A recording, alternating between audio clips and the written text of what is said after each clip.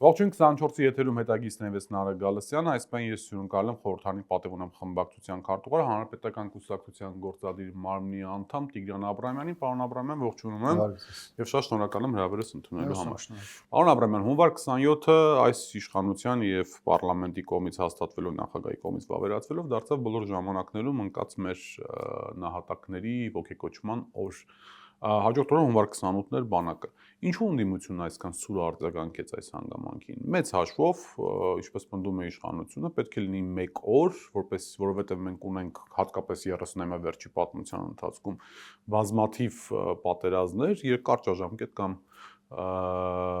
երկարաժամկետ եւ պետք էր այնուամենայնիվ հավաքական մի օր լինել, որպեսզի մարդիկ գնային եւ սգային մեր ընկած հերոս տղաների հիշատակը։ Թեման բնականաբար շատ մեծ նրբերանգներ է պարունակում եւ սա սովորական նախագիծ չէր, որի հետ կապված կարելի էր միայն եղած կամ արկա փաստերն ու իրողությունները հաշվի առնել եւ նախագիծ ընդունել։ Կան կոնկրետ շահագրգիռ խմբեր, նրանք են նահատակների ծնողները, որոնք այս թեմայի հետ կապված ունեն լրիվ այլ տեսակետ, ինչը այս նախագծի ընդունման ժամանակ հաշվի չառնվեց։ Ավելին ասեմ, ես ինքս հանդիպումներ եւ քննարկումներ եմ ունեցել տարբեր ծնողների հետ եւ որևէ մեկը նրանցից իշխանության այս մոտեցումը ամսի 27-ի հետ կապված, հունվարի 27-ի հետ կապված չէր կիսում։ Հիմա այս պարագայում թողնել հիմնական խումբը, որը այսպես ասեմ, թեև ցավալի է, բայց ամենաշատն է այս մասով իր մեջ նրբություններ պարունակում եւ շատ ավելի էմոցիոնալ ֆոն ստեղծում եւ գնալ իշխանության ասած որևէ բան չասող եւ ըստ էության որևէ տրամաբանություն չպարունակող տարեթվի կամ ամսաթվի ընդունմանը, սա որևէ ձևով տրամաբանություն չէ ներկայացնում։ Ինչու հաշվի չառան ծնողների կարծիքները, սա հարցի արդեն երկրորդ կողմն է։ Դուք ինչ ստորջրյա այսպես խութեր եք տեսնում այս ամեն ինչի մեջ։ Հիմա կա այսպես որոշակի վերլուծություններ, միգուցե կոնսպիրոլոգիա կա, միգուցե ոչ, որ սրանով փորձարվում բանակի օրը ստվերվել, որ մարդիկ հունվար 27-ին գնալով գերեզմաններ բանակի օրը նաև սքի օր են դարձնում, բանակի օրը չի հիշվում այլևս մեր ռազմական հաղթանակները եւ այլն եւ այլն։ Դուք ինչ եք տեսնում այս ամեն ինչի մեջ։ Տեսեք, օրացույցում տարվա ընթացքում կային օրեր, որոնք ավանդույթի ուժով ռազմաքաղաքական ղեկավարությունը այս 3 տասնամյակի ընթացքում գնում էր եռաբլուր հարգանքի տուրքը մատուցելու։ Մայիսի 9-ն էր, որը հաղթանակի օր էր, սեպտեմբերի 2-ն էր, սեպտեմբերի 21-ն էր։ Արցախի անկախության օրը հետո Հայաստան։ Այո։ Եվ տարբեր օրեր կային, որ գնում են։ Հիմա իշխանությունը եռաբլուր գնալու առանձնապես մեծ ցանկություն չունի։ Երկու տեսանկյունից։ Առաջինը իր կյանքով իր գործունեությամբ այս իշխանությունը ցույց է տվել, որ իրականում հարգանք չունի այն անձանց նկատմամբ, ովքեր հայրենիքի պաշտպանության համար մարտերում նահատակվել են եւ Փաշինյանի հայտարարությունները կներեք ծնկի գալը գերեզմանների առաջ մյուս եւ այլն։ Քարոզչական տեսանկյունից որտեղ պետք է ինչ-որ բան ի ցույց դնելու, նա ի ցույց դնում է, բայց նա չի ապրում այդ կյանքով, սա մեկ։ Եվ երկրորդ հանգամանքը իշխանության համար ամեն անգամ կռիվ է գնալ, մտնել, որովհետեւ լրատվամիջոցներին առանձին են բլոկադայի ենթարկում, այնտեղ գտնվող ծնողներին առանձին են բլոկադայի անդադ լարվածություն են ստեղծում։ Հիմա իշխանությունը չի ուզում տարվա մեջ մի քանի առիթով իրեն քննադատեն եւ փորձում են 1 օր սահմանել եւ տարվա ընթացքում ընդամենը 1 անգամ մտնել եռաբլուր։ Բայց կրկնում եմ, գլխավոր բանը այս նախաձեռնության հետ կապված մեր խմբակցությունը առասարակ չի մասնակցել քվեարկությանը, ելնելով այն հանգամանքից, որ հիմնական շահագրգիռ կողմերի մոտեցումները արտահայտված չեն եղել կոնկրետ օրվա հետ կապված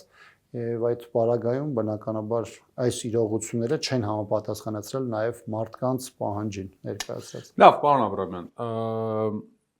շարունակելով թեման, որ ուղիղ կապված է բանակի հետ, 3 բանակի օրն էր եւ երեկոյան Նիկոլ Փաշինյանը այցելեց Պաշտպանության նախարարություն ու հանդես եկավ բավական ծավալուն ելույթով։ Մի քանի կետ ես ինքս ինձ համար առանձնացրել եմ, կուզեմ խոսենք դրա մասին։ Առաջին հիմնական մեսիջը այն տրամաբանության մեջ էր, որ ժամանակին մեզ, քանի որ մենք ՀԱՊԿ անդամ էինք եւ բացի ՀԱՊԿ անդամ լինելուց նաեւ կար Արցախը, մեծ ժամանակակից զենքեր չէին վաճառում, որովհետև վստահ չէին, որ այդ ժամանակից զենքերի պայմանական արտադրության գաղտնիքը չի տեղափոխվի Ռուսաստանի Դաշնություն, սա ես վերլուծում եմ իր ասածից, ոչ թե մեջբերում եմ անում, եւ երկրորդը վստահ չէին, որ այն չի տեղափոխվի Հայաստանի ճանաչված տարածքից դուրս այս պարագայում նա նկատի ուներ Արցախի հանրապետությունը։ Այստեղ կա տրամաբանություն, թե ոչ։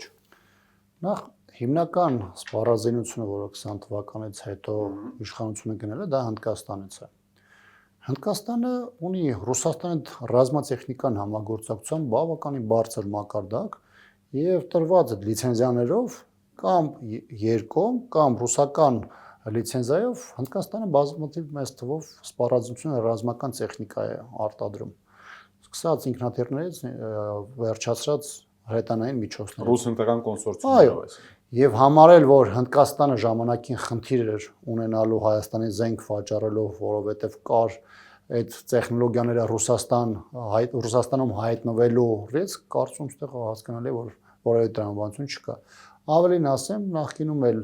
մինչև իրանց ասած այդ բազմամիլիարդանոց գործարքները Հայաստանը որոշակի ուղղություններով պայմանավորվածություններ եւ գնումներ ունեցել է Հնդկաստանի։ Բայց միայն Հնդկաստանի մասին չի խոսքը, մենք Ֆրանսիայից նույնպես բավական մեծ Ես Հնդկաստանի օրինակը բերեցի, որովհետև ամենամեծ տեսարակարար կշիռը վերջին 5 տարվա ընթացքում եղել է Հնդկաստանից եւ դա ընդհանուր ծավալի առումով համեմատելի չէ ձեր ասած Ֆրանսիայի հետ։ Երկրորդը պետք է հասկանալ այդ պայն բանակի վրա ինչ խնդիր է դրված եղել,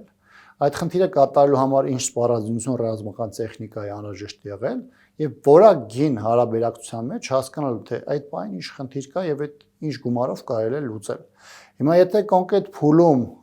ռուսական ռազմաարդյունաբերությունը գին որակ հարաբերակցության մեջ տվել է ավելին, դա նաև բերել է իր համար, այսպես ասած, նաև արտոնություններ Հայաստանի համար ավելի էժանգին, ռազմատեխնիկական աջակցություն, այսինքն անվճար, նաև սպառազինություն եւ տեխնիկա։ Հիմա այդ ժամանակվա կառավարությունը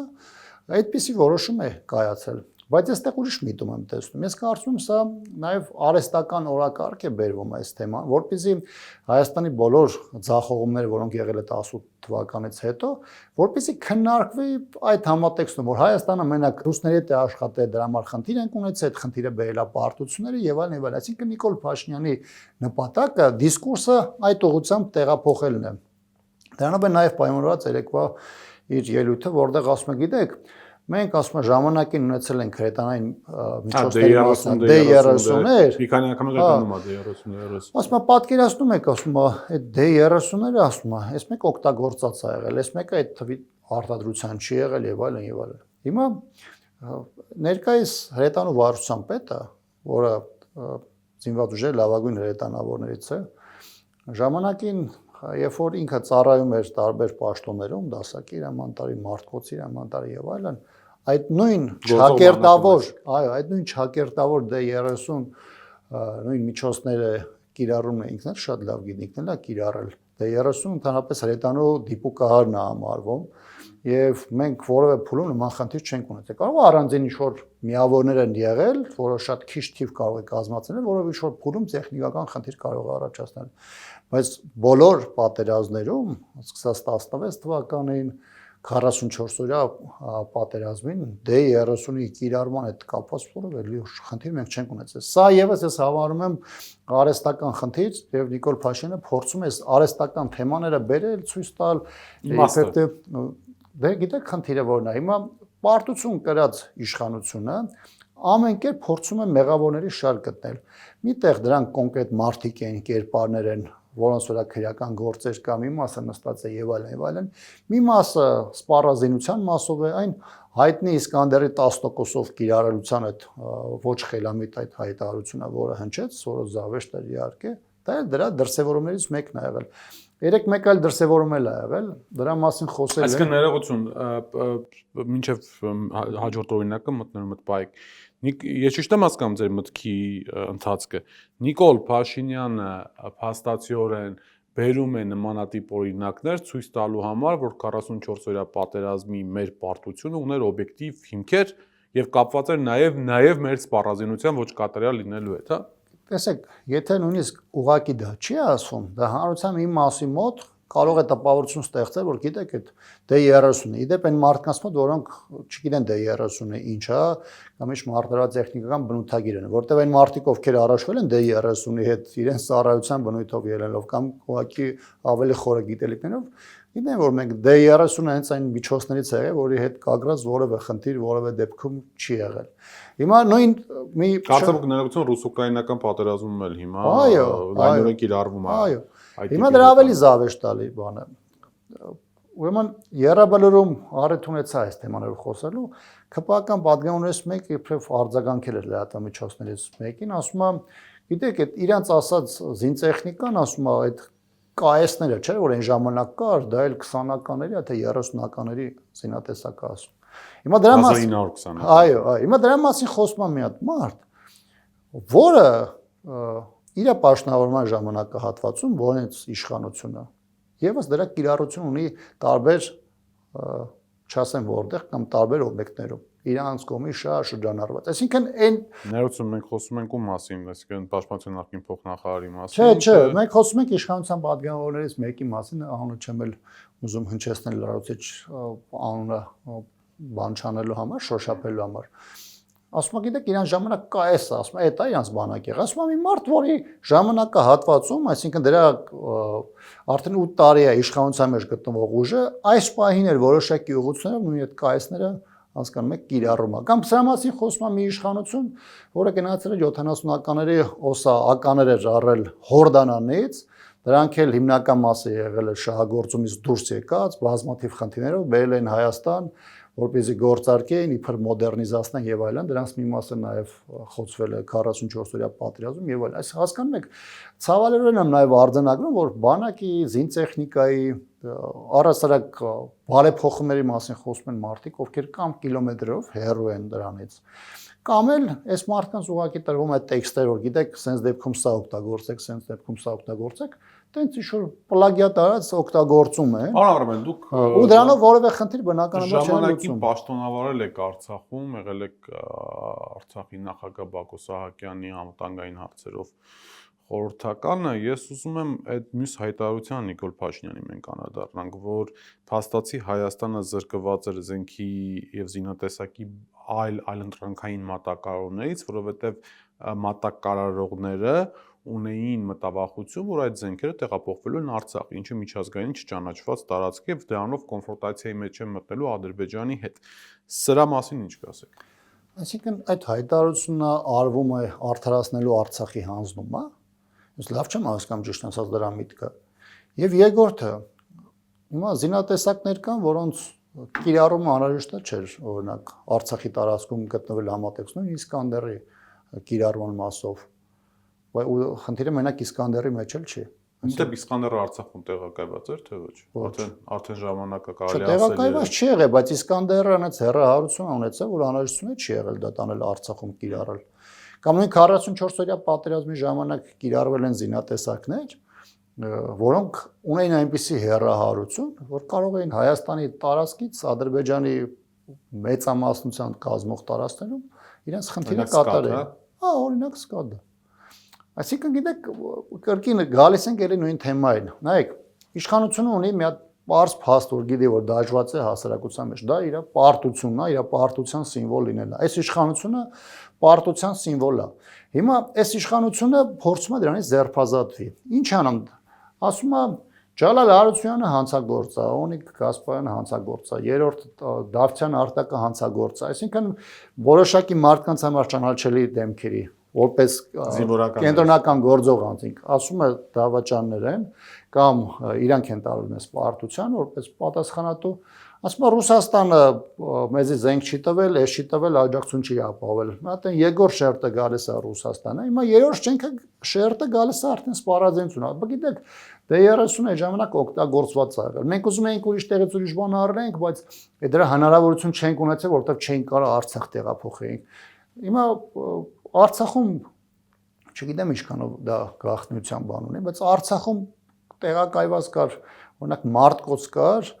հրետանային, հրթիռը հրետանային մարտկոց կար, ոչ ռուսական արտադրության էր, ոչ ամերիկյան էր, ոչ ֆրանսիական էր, բայց այնտեղ տեղակայված էր։ Այն մարտիկ, ովքեր որոշում էին կայացել, որ դա պետք է գտնվի Արցախում, գտնվում էր Արցախում, հասկանում եք։ Դրա համար այդ լոլոները թողեն իրանց համար, հասկանում եմ, հիմա քարոզարշավի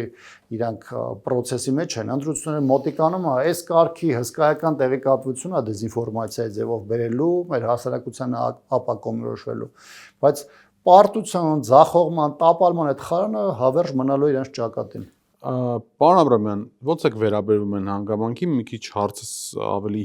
այսպես ժամանակագրական առումով ավելի հին է, միգուցե առիթ եք ունեցել խոսելու, բայց ակնհայտ է, որ սպառազինությունների թեման Փաշինյանը դարձրել է նախընտրական իր կարևոր կարգախոսներից մեկը, որ մինչև ինձ չի եղել բաներ, մինչև հապկիից այդ ծառայություն մյուս եւ այլն չի եղել նորմալ սպառազինություն, հիմա մենք ձեռք ենք բերում նորմալ սպառազինություն, ահա խնդրեմ 50 քաղաքացիներով հավաքվեք, եկեք ինձ դիմեք, ես ձեզ կտանեմ մեր սպառազինություն ցույց կտամ։ Սրա ո՞նց եք վերաբերում։ Նախ չեմ կարծում, թե մեր հասարակությունը իր ամբողջության մեջ բոլոր շերտերով պետք է հնարավորություն ունենա այդ բոլոր մանրամասներին ծանոթանալու։ Բայց ավելին ասեմ այս թեմայի հետ կապված, երբ որ քննարկումներ սկսեց բոլորին աչուձախ հրավիրում էին, իմ հետ էլ եմ պաշտպանության նախարարությունից կապվել, առաջարկի ծանոթանալ բերված սպառազինությանը։ Ես հաստատել եմ իմ մասնակցությունը, տվել եմ որոշակի նաև դրա հետ կապված իմ դիտարկումները, բայց արդեն քանիսն է, հունվարի 29-ն է, ամեն դեպս ես չեմ այցելել։ Իհարկե ես ցանցում մեկու մեջ տեսնում եմ մարդկանց,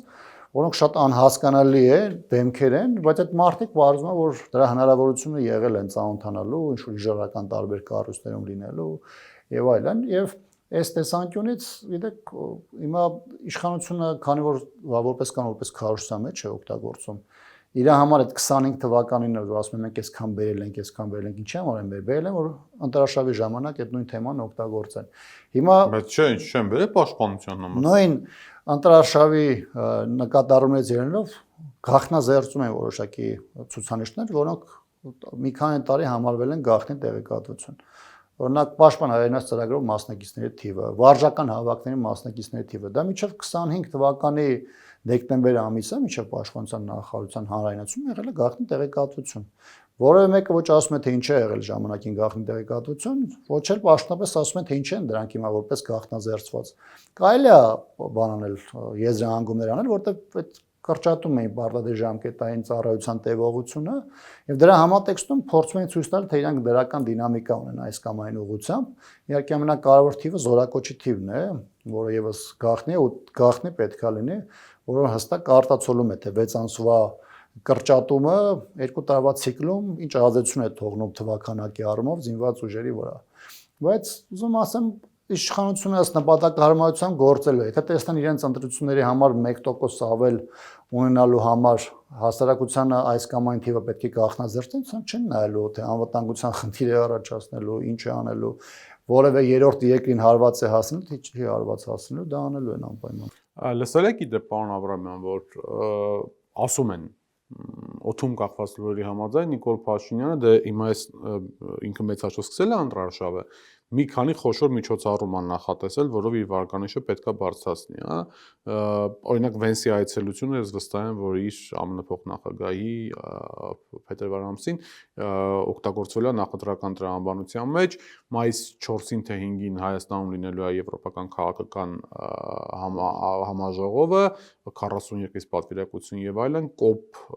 համաժողովը ՄԱԿ-ի նույնպես լինելու է եւ ասում են, որ Նիկոլ Փաշինյանը պատրաստվում է մայիսի վերջ անցկացնել նաև ռազմական շքերթ Երևանում ցույց տալու համար այն ամբողջ սպառազինությունը, որ ձեռք է բերվել 20 թվականի աղետալի պատերազմից հետո։ Գիտեք, վերջի սկսեմ էլի 2016 թվականին է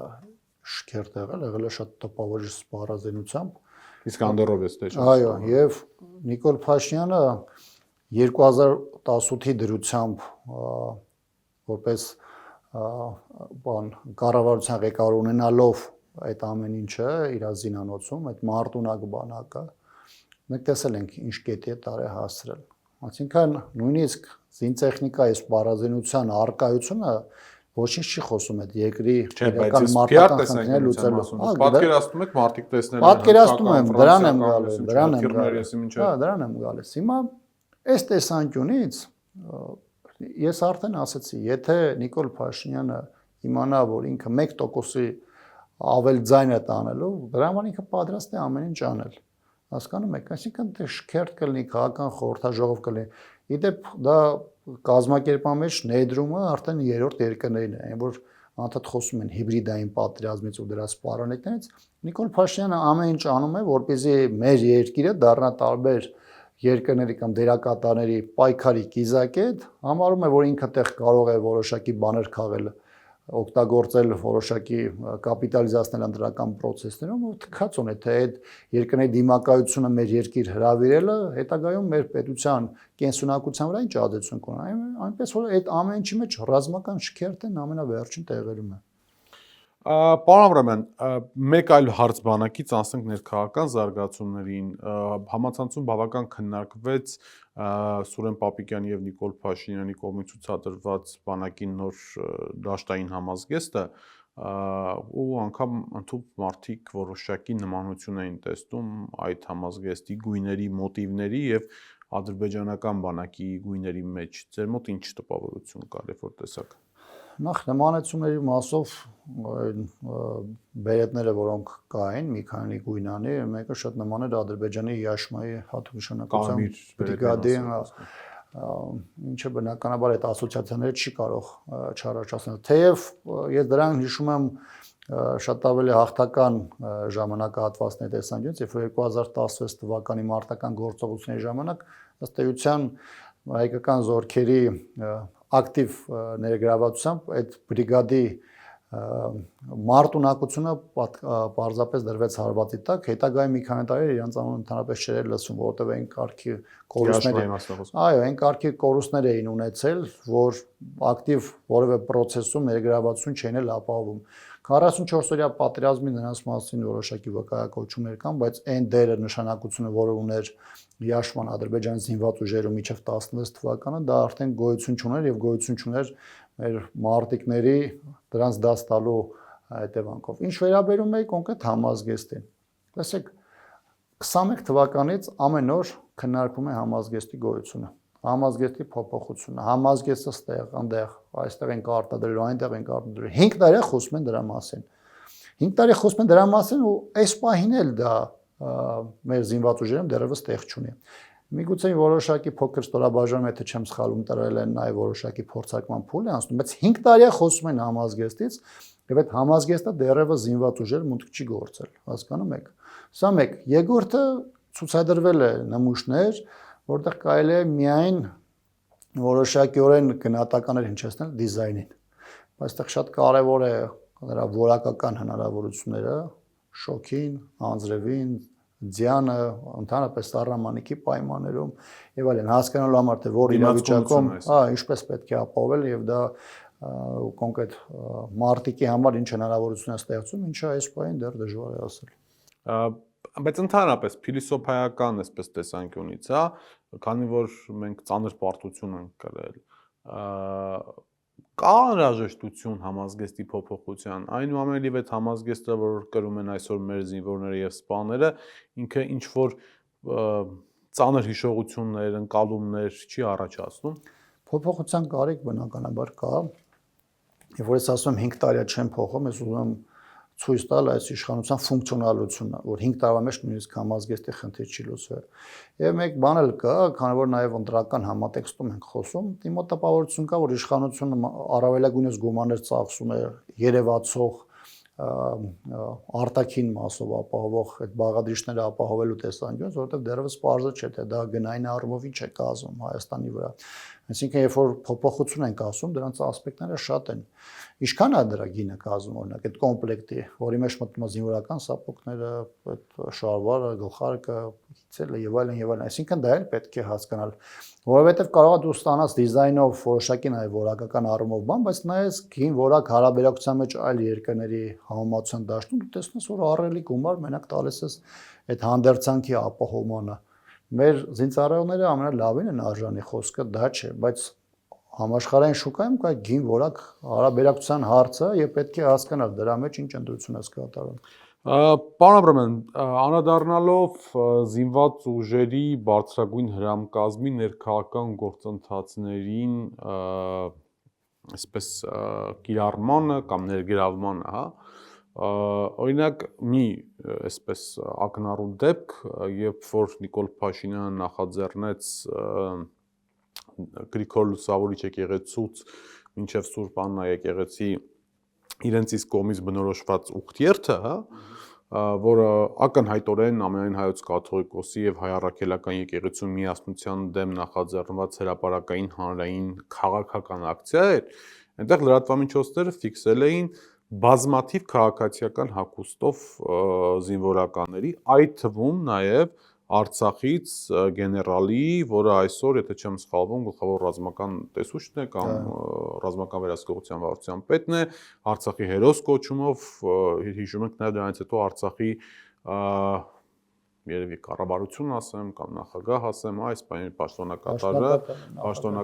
հա, զրկեց նրան Արցախի հերոսի կոչումից։ Սրան ո՞նց եք վերաբերվում, որ այս մարդիկ ակտիվորեն համաձայնվում են ներգրավել նմանատիպ պրոցեսներին։ Այն իշխանությունը, որը փորձում էր ցույց տալ, որ նախորդ կառավարությունները անընդհատ բանակին փորձել են ներքաշել ներքաղաքական իրավիճակում, իր գործունեության այս 8 տարին ընթացքում արել է առավելագույնս մի կողմից նույն զինվորականներին թիրախավորելով, մյուս կողմից իրենց քաղաքական կամ ներքաղաքական նախաձեռնություններում ներգրավելու առումով։ Ինչպես եմ գնահատել իրավիճակը, որ տեսել եմ ձեր նշած անձանց մասնակցությունը, շատ վատ։ Կարեն Շաքարյան, բայց շատ ցավով։ Շատ ցավով, որտեղ ճանաչել եմ Կարեն Շաքարյանին, որպես զինվորականի լավ կարծիք եմ միշտ ունեցել։ Իդեպ ինքը 2016 թվականի մարտական գործողություններում զորամիավորման հրամանատարի տեղակալներ ու բավականին ակտիվ գործող զինվորական էր։ Այսինքն ինքը չեմ կարող եւ չեմ կարծում, թե շատ մարդիկ կլեն, ովքեր կասկածի տակ կդնեն իրա որպես զինվորականի ունակությունները կամ ծառայությունները պաշտպանության բանակում թե Հայաստանում։ Բայց իմ տպավորությամբ իրավիճակը հետեւյալն է։ Մեր զինվորականների մեջ կան մարդիկ, ովքեր մտածում են, որ այս իրավիճակում զինված ուժերում մնալով իրենք բանակին իրենց նվիրվածություն են հայտնում, իսկ այս իշխանությունը այսօր կա վաղը չի լինելու, իսկ իրենք միշտ լինելու են, հնարավորինս երկար լինելու են ծառայության մեջ։ Դա բնականաբար մեր հասարակության մի մեծ մաս չի ընդունելու եւ հատկապես այսպիսի ընդգծված հակաեկեղեցական արշավի մասնակցությունը բնականաբար հենց այսպիսի հետևանքները պետք է թողներ։ Բայց իմ մոտեցումը հետեւյալն է, շատ վատ եմ վերաբերում, բայց շատ ցավով, որ այս թեմայի մեջ ներգրավված ունեցավ հենց Կարեն Շաքարյանը։ Հասկացա։ Դրա հետ միասին, պարոն Աբրամյան, այո, պիտի ընդունենք, որ բանակի թվակազմը բավական կարևոր ներքաղաքական գործոն է եւ գաղտնիք չի, որ Հայաստանի բոլոր իշխանությունների օրոքել այս կամ այն կերպ բանակը օգնել է հաջորդ իշխանության վերարտադրությանը։ Հիմա դուք կարող եք դա հերքեք, բայց դրա վկայությունները բազմաթիվ են սկսած 90-ական թվականներից, հա։ Եվ դրան նպաստում է նաև մեկ այլ կարևոր հանգամանք, որ բանակում ինչպես հասարակության մեծ մասը, այնպես էլ բանակում ենթադրում եմ չեն զգում հնարավոր փոփոխությունների, այսպես աուրան, հոտը, հա, էմոցիաները, այսինքն բանակում կա տպավորություն, որ Նիկոլ Փաշինյանը ամենայն հավանականությամբ հաղթելու է առաջիկա ընտրություններին, ուստի եւ պետք է այս կամ այն կերպ կատարել նրա կապրիզները հետագայում խնդիրների չհանդիպելու համար։ Ու այստեղ իմ թույլ տվեք այս բառը օգտագործել, հանդիմանանք հանդիմության դաշտում է, որ չի կարողանում հավաքական հանդիմության ստեղծել երկրում մի այնպիսի մթնոլորտ, որ մարդիկ ինչ որ պահ մտածեն, որ այնուամենայնիվ կարող է ինչ-որ բան փոխվել առաջիկա ընտրությունների կամ հետընտրական զարգացումների արդյունքում։ Համաձայն եք այս դիտարկման հետ։ Գիտեք, կարճ ասեմ, այն մարդիկ անկախ նրանից թե ով ինչ է մտածում կամ ում վրա ինչ ներգործություն կամ ուղղորդում կա, ընտրախցիկում լինելու են միայնակ։ Թեև այս իշխանության պարագայում չեմ բացառում, որ կարող է որոշ հանրային վարկի մասին խոսում, ոչ թե բունոտրական պրոցեսի։ Հասկանում եմ, չեմ բացառում, որ տարբեր մարդկանց կտանեն, կնշանակեն կամ կփորձեն որևէ ձևով վերահսկել նաև ընտրությունը իրանցից հեռու չի, բայց մեծ առումով զինվորականները իրենք մտել են առանձին ընտրախցիկ եւ այնտեղ իրենց քվեարկություն են անելու, լավ իմանալով թե ինչպիսի բանակ են ունեցել, ինչպիսի հանգրվանի են հասել եւ իրականում ինչպիսի վիրավորանքի, ծաղրանքի եւ զրպարտության թիրախ են դարձել իրենց այս իշխանությունները։ Մի բան էլ ասեմ, թե ինքը արտակուստ կարող է մի քիչ տարօրինակ թվալ, բայց իմ համար տարօրինակ չի, դա իրողություն է։ Այսօր մարդիկ կա, որ զինված ուժերում են, բայց մարդկանց ծառայությունը հատկապես բարձրագույն օղակներում, միջին եւ բարձրագույն օղակներում դեռևս միանշանակ չի ասում, որ նրանք ունեն հարգանք, նրանք այս իշխանության մոտեցումները արտոնում են եւ այլն։ Այլ բան է, որ զինվորականները այսօր որոշումների կայացման վրա ազդեցություն գրեթե չունեն, կամ եթե այդպիսիներ կան մի քանիսն են, որոնք որոշումների կայացման վրա ազդեցություն ունեն,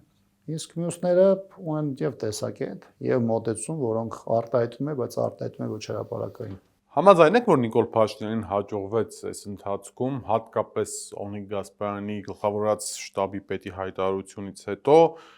չեզոքացնել բանակի,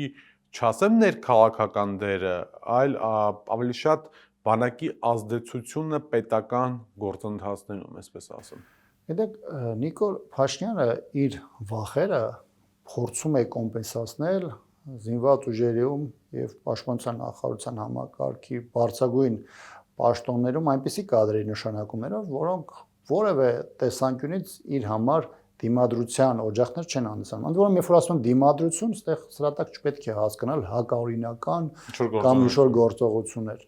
Մարդիկ, որոնք որոշումների հետ կապված կընդդիմանան ըստ որակական, ըստ բովանդակային անհրաժեշտության եւ ըստ անվտանգային առաջնահերթությունից ելնելով կընդդիմանան, խոսեն, որոշակի առումով, այսպես ասեմ, մկան ցույց կտան, այդ ինքը իր շրջապատը դաստավորել է այնպես, որ լինեն մարդիկ, որոնք առավելագույնս միայն կենթարկվեն, իսկ իրենց դիտարկումները կպահեն իրենց մտքում։ Կան որոշակի ճակերտներով անատամ կադրերի այսպես ավելի առաջ քաշում, հա։ Միանշանակ, որովհետև ըմբոստությունը լավ իմաստով եմ ասում, եւ մասնագիտական առաջնահերթությունները, զինվորական մասնագիտությունից ելնելով առաջ տանել այս բանին չի խրախուսում, ավելին այն մարդիկ, ովքեր փորձում են խնդիրները բարձրաձայնել եւ որտեղ իշխանությունը գնահատում է դրա մեջ սպառնալիք, նրանք միանգամից թոշակի են ուղարկվում կամ լավագույն դեպքում պաշտոնական առաջխաղացում չեն ունենում։ Կարելի է ասել, տեսեք, կա տպավորություն, որ Փաշինյանը ընդհանրապես նաև մաքրում է ոչ միայն հնարավոր ընդդիմադիր գործիչների կամ գործիչ չասեմ, հայացքներ ունեցող սպաների, ընդ որում ոչ միայն բանակում, այլ նաև ուժային այլ կառույցներում, բայց դրա հետ մեկտեղ ինքը նաև գոնե այդպես է ակնարկվում, որ կտրում է հայկական իրավապահ համակարգի եւ Ռուսաստանի միջև եղած կապ, այսինքն ովքեր որ Ռուսաստանում կրթություն են ստացել, հնարավոր ծանոթություններ ունեն, կա այդպիսի տպավորություն։ Գիտեք, նմանատիպ խոսակցություններ եւ քննարկումներ ներսում զինված ուժերի ներսում եղել են եւ կան զինվորականներ, որոնք տարբեր իրավիճակներում իշխանության քայլերը հենց այդպես էլ դիտարկում են։ Գիտեք, բայց սա ուրիշ խնդիր է առաջ բերում։ Այսօր մեր զինված ուժերի բանկը, սպայական հրամանատարական բանկը այնքան մեծ չէ, որ եթե դու գնաս որևէ քայլի, դա քո զինված ուժերի վրա հետևանքներ չթողնի։ Այստեղ խնդիրը այն չէ, որ աշխատում են կոնկրետ անձանց վրա, ձեռք բերում տեղեկություն եւ այլն, այլ որոշակի կատեգորիաներ կա, որոնք սահմանված են նրանց համար, ռիսկային խումբ են կազմում այդ մարդիկ, եւ այդ ռիսկային խմբի մարդիկ այդ հիմնական այդ մամլիչի տակ տեղավորվում են։ Բայց հիմա լավ, եթե մարդը չի գնում Ռուսաստան, մարդը գնում է Ֆրանսիա, գնում է Չինաստան, հիմա հասկանում եք, մեկ այդ ռազմական կրթությունը հիմա Գերմանիա կարծում սովորում են, չէ՞։ Հա, այնտեղ հա կուրսեր Միացյալ Նահանգներում կուրսեր կան, Կանզասի ընդ որում որտեղ որ ես ասում եմ, գնացել եմ միջև եւ 18-ն են գնացել, 18-ից հետո են գնացել։ Հիմա դու գնացել ես մի ուղղությունը, Ռուսաստանի ուղղությունը կրճատել ես տարբեր ակադեմիաներում կամ ռազմասումնական հաստատություններում սովորելը, համարում ես, ասում ես, գիտես,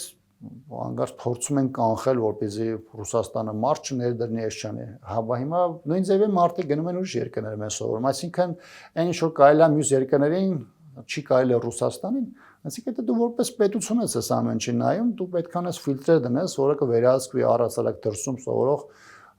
տարբեր բուհերի, հատկապես ռազմաուսումնական կամ անվտանգային տարբեր մարմինների սովորողներին։ Բայց այդտեղ քանի որ հնարավոր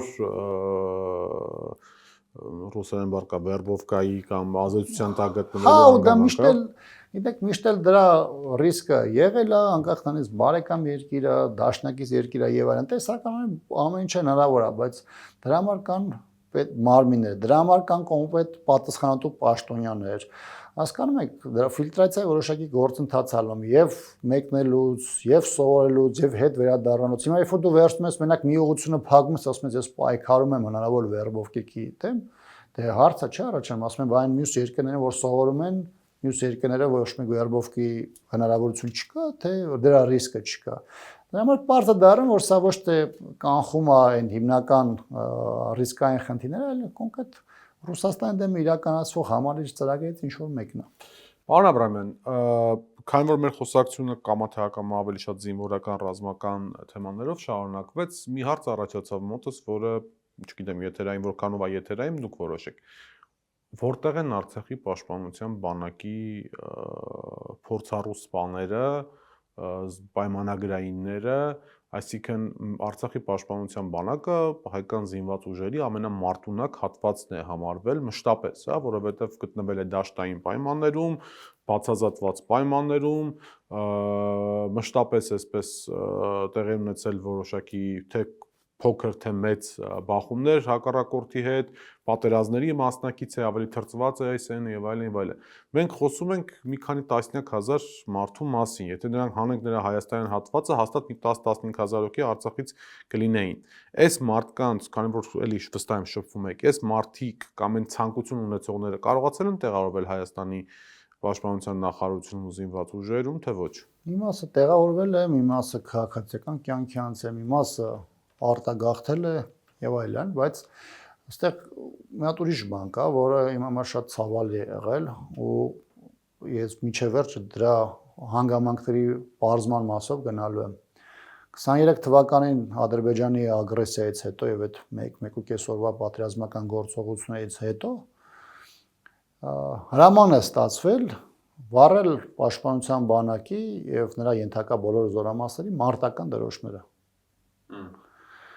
Հասկանում եք սիմվոլիկան, այսինքն ոչ միայն լուծարման հրամաններ են տրվել, այլ նաև ոչնչացվել են։ Երևանից է հրամանը եկել, թե տեղում պաշտպանության բանակը։ Ես վստահ եմ, որ Երևանից է եկել եւ դրա պարզաբանումը դիտա այն ժամանակվա պաշտպանության բանակի հրամանտար Կամո Վարդանյանը, որ հիմա գլխավոր շտաբի խորհրդականի պաշտոնում է,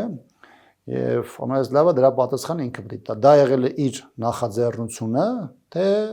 այդ մասին հրաման է ստացել համապատասխան անձինց, որն եղել նաև դրա պատճառը։ Իսկ այդքան парքի ճանապարհանցած զորամասերի բոլոր դրոշները այրվել են։ Այո, մարտական դրոշները վառել են տվել պաշտպանության բանակի մարտական դրոշը, հա։ Ու այդ մարդը, որ նման հրաման ա տվել, պաշտպանության բանակի մարտական դրոշները։ Այո, ու այդ մարդը, որ նման հրաման ա տվել, հələ դեռ այսօր ամոթել ունի պաշտպանության նախարարության համակարգում ծառայություն ա դառնում, հասկանում եք։ Ինչ կա եթե Ղարաբաղ Ադրբեջանը։ Այսինքն ամեն ինչ արվել է ոչ միայն փաստացի իրավական առումով լուծարում ապահովելու համար, այլ նաև նրան զրկելու այն բոլոր սիմվոլներից, որոնք նաև պատմություն էին եւ որոնք նաև այն ճանապարհները, որոնք ցույց են տալիս բանակի անցած ճանապարհը, հաղթական կամ հաջողության ունեցած տարբեր դրվագներ, այսինքն նույնիսկ պատմություն են փորձում ամբողջությամբ հազարավոր, եթե չասեմ 100,000-ավոր երիտասարդներ երթում են տվել այդ դաշի ներքո։ Այդ թվում ցավալի որ կատարվել է այդ հրամանը, պարոն Աբրամյան։ Այո, ցավալի է նաև այդ էլ մի հատ ուրիշ աշխարհի խնդիր է, որտեղ գիտեք, եթե խնդիրը զուտ ադրբեջանական պոստերը անցնելով դրա վախներ, այլ էր դա ինչ որ ձև քողարկել։ Շատերը հազար ու մի բան են անցկացրել։ Մարդկանց մի մասը վախեցել է մեդալներ չի անցկացրել, զինգուրքուկ չի անցկացրել, բայց շատերն էլ անցկացրել են, բերել են, հասցրել են, որովհետև դա իրենց ընտանիքի անդամից որդուց մնացած այն բանն է եղել, շատ կարևոր, այո։ Ինը վերաբերում դրոշին, այն շարժը, որը տեղի ունեցել եւ մեկ շաբաթ 10 օր է տևել, Մարդիկ հիմնականում իմացել են, թե ինչի հնարավորություն կա անցկացնելու կամ չանցկացնելու ադրբեջանական անցակետերով, ես չեմ կարծում, թե այդ դրոշները հնարավոր չէր որևէ ձևով բերել եւ անցկացնել։ Ունենք այն ինչ որ ունենք, պարոն Աբրամյան։ Շնորհակալ եմ շատ։ Հրավերս ընդունելու շատ հետաքրքիր զրույցի համար։ Իմ հյուրն էր խորհրդարանի պատիվունամ խմբակցության քարտուղար, Հայաստանի Հանրապետական Կուսակցության գործադիր մարմնի անդամ Տիգրան Աբրահամյանը։ Մենք կհանդիպենք, մնացեք խաղաղությամբ։